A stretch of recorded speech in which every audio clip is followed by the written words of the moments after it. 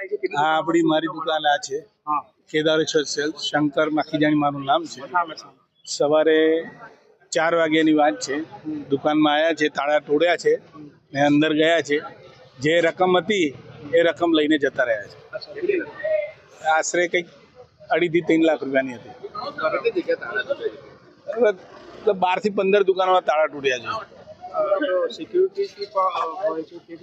Security હોય છે. હવે કેતરે આપણે તો રાત્રે આવતા નથી. સિક્યુરિટી કેવી હોય છે ખબર નહીં. તો કેવી રીતે હોય છે, આ બારણા ઉપર બેઠા હોય છે, અંદરનો ગેટ ને બહારનો ગેટ.